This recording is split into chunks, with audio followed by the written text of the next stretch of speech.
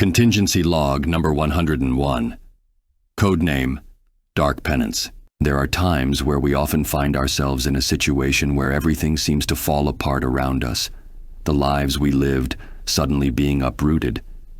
But not all changes are due to something horrific happening in your life. Sometimes it can be a bit more mundane, but that doesn't diminish the impact it can have. This is what had happened to Marcy Wu, a teenage girl who had suddenly found that she would be moving to another state, something which would require her to leave her friends behind. I know some may question how impactful this can be, but one's lived experience can differ from one individual to another. Marcy only had 2 friends, which she could call her own, and considered herself lucky to have that. The idea of losing that was far too much for her to bear. This would push her to take a drastic action, one which involved tricking her friends into opening a magical music box, the power from within it sending the 3 of them into a completely different world.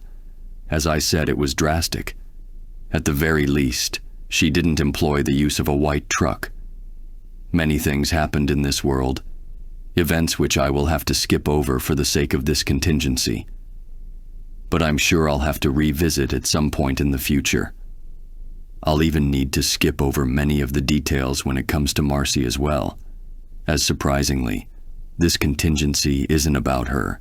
Marcy's plan, her deception of her own friends, I'm sure she had good intentions, but even I cannot deny that there was a level of selfishness.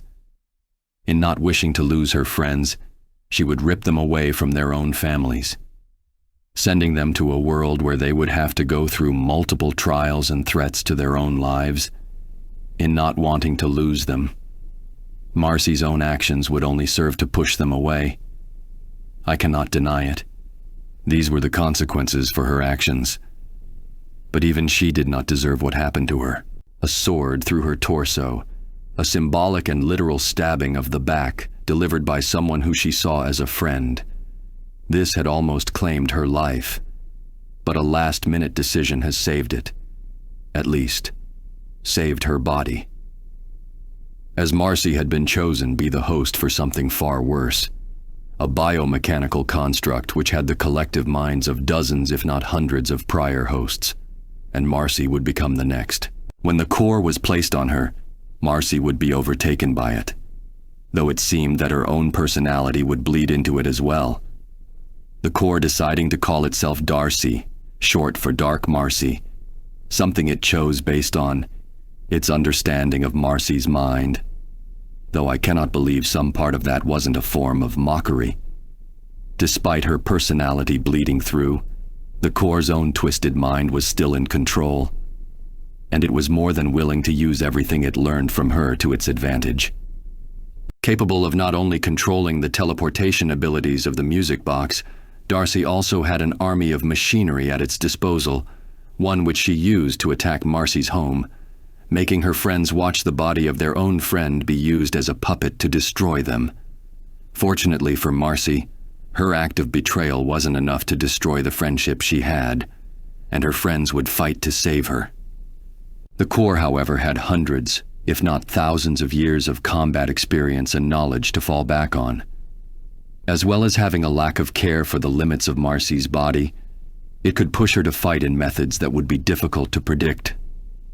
But if I'm being honest, her opponents were an aging general and a 13-year-old girl. The core is indeed terrifying if one does not have a plan, its army capable of overwhelming any normal defenses through strength and numbers. Now, I'm no stranger to invading forces, and I'm sure that I have access to enough firepower to counter that. But my true goal to handle this would be through the core itself, as this would not just be about defeating the core, but in saving Marcy as well.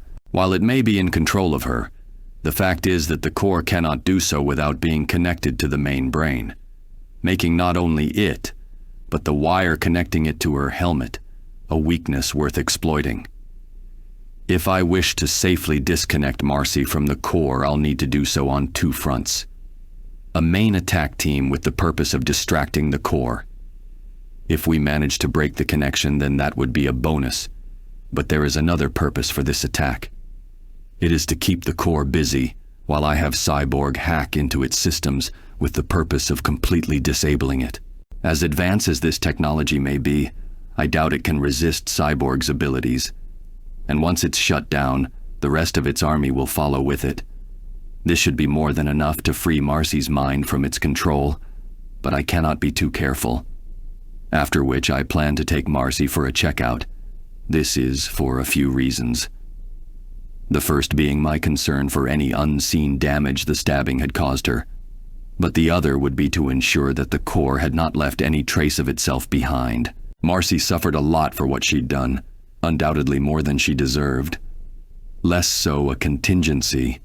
This video is a rescue plan should the core ever make a return. That said, the time will come when I have to make a contingency for her as well. And you'll be surprised to know that it would be far more difficult. If you also have a character you wish for me to cover, or just want to support this channel, I'll have a link to my Ko-fi page. There will also be a Google Doc with the list of characters who have ever been done or already commissioned by others.